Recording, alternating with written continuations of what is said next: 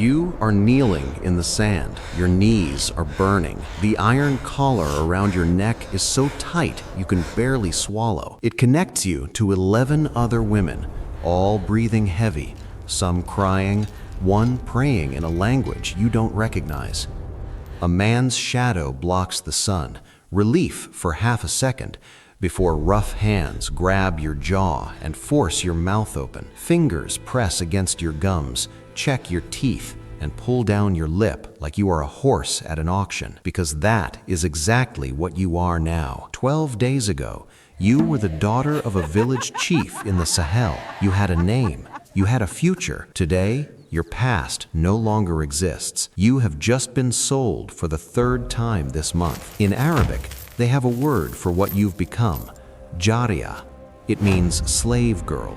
But that translation is too clean. It hides the truth. What it really means is that your body is merchandise. This is the Arab slave trade. 14 million Africans, 1,300 years. A system so effective at erasing human beings that almost no descendants survive to tell the story today. You know about the ships and the plantations of the Atlantic, but what happened here was older, longer, and in many ways far darker. And the reason you haven't heard about it? That wasn't an accident. It was by design. If this history matters to you, drop a like and subscribe. Doesn't hide from the stories the world tried to bury. We all know the story of the Atlantic slave trade. We know about the Middle Passage, the chains, the cotton fields. 12 million Africans transported across the ocean over 400 years. That history is visible. It has museums, it has monuments. Hollywood makes movies about it. Politicians give speeches about it. Children in America learn about it in school. But here is the part that nobody talks about. There was another slave trade, one that was older, longer, and by some measures, even larger. The Arab slave trade began in the 7th century, right after the rise of Islam, and it didn't stop for 1,300 years. Let me put that in perspective for you. Saudi Arabia didn't officially abolish slavery until 1962. Mauritania waited until 1981. These aren't dates from ancient history. These are dates your grandparents remember. There are people walking around today who were born into societies where buying and selling human beings was still completely legal. Between 650 AD and 1900 AD, historians estimate that somewhere between 14 and 17 million Africans were taken from their homes and marched into the Middle East and North Africa. Some experts argue the true number is even higher because the records are so inconsistent. So let's look at the math. More people, a longer time period, routes stretching across 3 continents. Yet, silence. In the Americas today, there are 45 million people of African descent. They are living proof of what happened. Their existence keeps the memory alive. But in the Middle East, after importing millions of Africans for over a millennium, almost nothing. Small communities in Yemen, a few scattered populations in Iraq, tiny remnants where there should be millions. So you have to ask yourself the question, where did 14 million people go? The answer to where they went is simple, and it is terrifying. The men were castrated. And I'm not talking about a few isolated incidents. This was systematic. This was policy. Across hundreds of primary sources spanning centuries, the data is clear. Arab slave traders castrated African males at rates between 80 and 90%. Egyptian monasteries actually became notorious for this. Coptic monks developed specific techniques that slightly improved survival rates.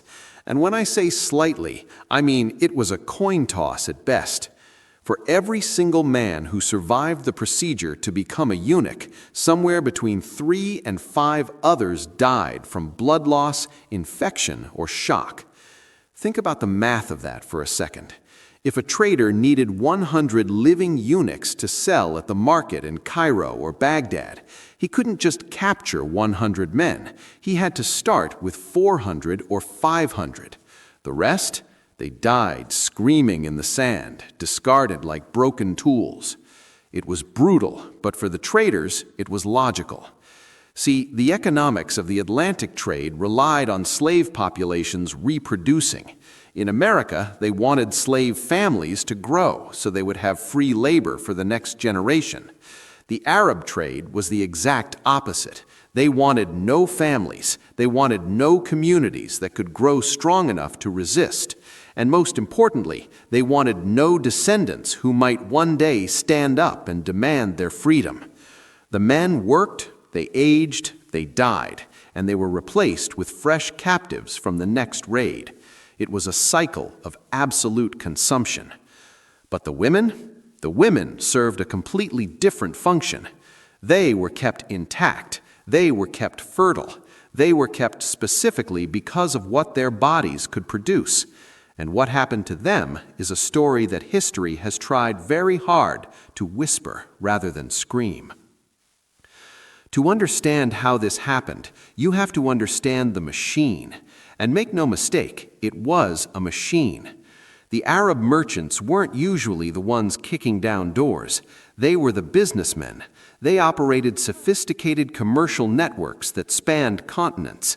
They didn't need to attack villages personally because they had created an economic system that incentivized Africans to destroy each other. It was the ultimate feedback loop of misery. Here is how it worked. Guns flowed into the continent. European firearms were traded through Arab middlemen, along with textiles and salt, and the currency used to pay for these goods, human beings. Kingdoms like Dahomey in what is now Benin didn't just participate in this, their entire economy grew dependent on it. The Sultanate of Zanzibar controlled the East African routes. The Funj Sultanate dominated the Nile. These neighbors waged war on each other not for territory, not for religion, but for merchandise. The cycle fed itself endlessly. More guns meant more successful raids. More raids meant more captives. More captives meant more purchasing power to buy more guns. It was a machine that fed on human life and grew stronger with every single person it consumed. The attacks almost always happened at dawn when resistance was weakest. Warriors would surround a sleeping village, and the assault would be sudden and overwhelming. If you were a man and you resisted, you were killed immediately. If you surrendered, you were evaluated on the spot like livestock. Young, strong men were separated for castration and sale. Older men with no market value were often executed right where they stood. But for the women, the calculations were completely different. The caravans traveled for 2 to 3 months across the largest hot desert on Earth. During the day, temperatures screamed past 120 degrees. At night, they plummeted below freezing. The temperature swing alone was enough to kill you. But the real killer was the math. So the camels drank first. You received whatever was left, if there was anything left. Historians estimate that 20 to 30% of the slaves died during these crossings. Some caravans lost half their human cargo. And when someone collapsed from exhaustion or thirst, the caravan didn't stop. They couldn't. Stopping meant everyone died. So if you fell, you were left there, alive, watching the caravan disappear into the horizon while you waited for the end. The result was horrific. German explorer Heinrich Barth crossed the Sahara in the 1850s, and what he saw haunts history books to this day. He wrote that the road was literally strewn with skeletons. In some valleys, the bones were so thick you could hardly avoid stepping on them. These weren't ancient remains, they were fresh. For over 1,000 years, that desert was a highway of bones. And for the women who somehow survived the heat, the thirst, and the madness, arrival at the destination didn't mean safety. It just meant the immediate dying had stopped. Now, the true humiliation began. The slave markets of the Arab world weren't chaotic back alleys. They were ancient, sophisticated institutions, refined over centuries into operations of terrifying efficiency. In Cairo, in Baghdad, in Zanzibar, these markets had operated for 1,000 years. Buyers came from everywhere: Ottoman nobles, Persian merchants, wealthy families looking for domestic help. And just like a modern stock exchange, everything was categorized: laborers in one section, skilled workers in another. But behind the screens, in the most exclusive areas, that's where they kept the women. The examination process was systematic and it was invasive. It started with the teeth. Experienced buyers knew they could calculate a woman's remaining years of life just by looking at her dental health. Then came the skin, checking for scars, for disease, for imperfections. But it didn't stop there. European travelers who managed to sneak into these auctions wrote accounts so graphic their publishers back home often censored them. One British observer in the 1830s described buyers examining women as a horseman examines a mare, with identical cold calculation and a complete absence of human feeling. The pricing was brutal. Ethiopian women often commanded premium prices, sometimes double or triple what women from other regions brought. If you were young, if you were considered desirable, you were separated immediately. Zanzibar became the largest slave market in the Indian Ocean. At its peak, 50,000 human beings passed through there every single year. The famous explorer David Livingstone saw it firsthand, and he wrote that the sights were so revolting he tried to drive them from his memory. But the market didn't care about memory. It only cared about supply and demand. And once the coins changed hands, these women vanished into a world that Western history has spent centuries romanticizing. You've heard the word harem. You probably have a picture in your head of what that means. I guarantee you, the reality was nothing like the movies. Where did these women go after the sale? The wealthiest buyers were building harems, and we need to stop right here because Hollywood has lied to you about what a harem actually is. It wasn't a palace of leisure. It wasn't a romantic fantasy. It was a prison disguised as a sanctuary. For a captured African woman, entering a harem meant the systematic execution of her identity. The moment she stepped through those doors, everything she was destroyed. Her name, gone. She was given a new one. Her language, forbidden. Her religion, replaced. Trainers taught her how to walk, how to speak, how to serve. They stripped away the person her mother loved and rebuilt her into a creature designed solely for the pleasure of her owner. And inside those walls, it was a shark tank. The harem was a ruthless political institution.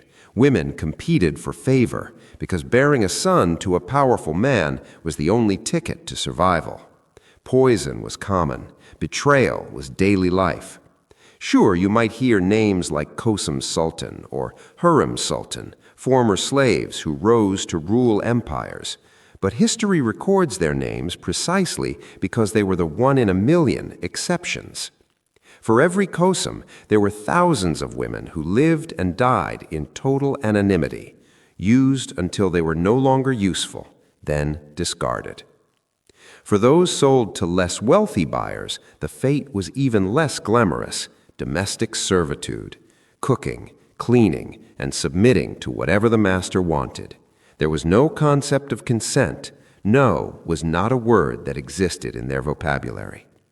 If a slave woman bore her master's child, she gained a special status called Walad, mother of a child.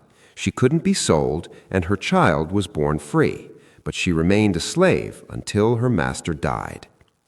And this is where the final, most complete erasure began, because those children, they didn't grow up African, they grew up Arab. Over generations, the children of these women married into the local populations. Their features blended. Their African heritage was diluted with each new generation until it became invisible, until it vanished completely. This was the final, total erasure. not just of the individuals, but of their bloodline. In America, the Atlantic slave trade left 45 million descendants. They are a force. They ensure the history is never forgotten. Their existence demands that we look at the past. But the Arab slave trade, it left silence. In the Middle East today, there are virtually no distinct communities of descendants from those 14 million people. The men were castrated, the women's children were absorbed. And the end of the trade? It didn't happen with a bang. There was no Emancipation Proclamation, no civil war fought to end it, no moment where the moral conscience of the world rose up and said, "Enough." Instead, it faded slowly, reluctantly, usually because of external pressure from the British Navy or colonial powers, rather than an internal awakening. The result is a legacy of absence. No movies are made about this, no holidays commemorate their suffering. In 2020, archaeologists in Libya discovered a mass grave, hundreds of remains. Analysis showed they were Sub-Saharan Africans who died in the 18th or 19th century. They were almost certainly slaves who collapsed during the crossing and were left behind while the caravan moved on. They had no names, no descendants to claim them, just bones in the desert, silent evidence of a tragedy the world chose to forget. 14 million people, erased so completely that we don't even know who they were. We will never know her name, the woman in the market, the one whose teeth were examined, whose body was evaluated, whose humanity was stripped away one inspection at a time. We will never know the name her mother gave her. We will never know the name her village knew her by. She might have ended up in a Cairo harem, competing for scraps of attention. She might have ended up in a Baghdad household, invisible and silent. She might have died in the desert, her bones joining millions of others to mark the roots that civilization tried to forget. What we do know is that she existed, she suffered, she endured things that no human being should ever have to endure. And for 1,300 years, millions just like her fed a machine designed to consume them completely. The Atlantic slave trade has monuments, it has museums, it has days of remembrance. This history, it has sand covering bones that no one will ever identify. So do me a favor. Don't remember her as a number. Don't remember her as a statistic in a history book. Remember her as someone's daughter, someone who laughed once, someone who had a name before they erased it. That is the only memorial these 14 million people will ever receive. We don't sanitize history. We show you what actually happened. If this story mattered to you, drop a like, hit subscribe if you haven't already, and tell me in the comments, what other buried history should we uncover next?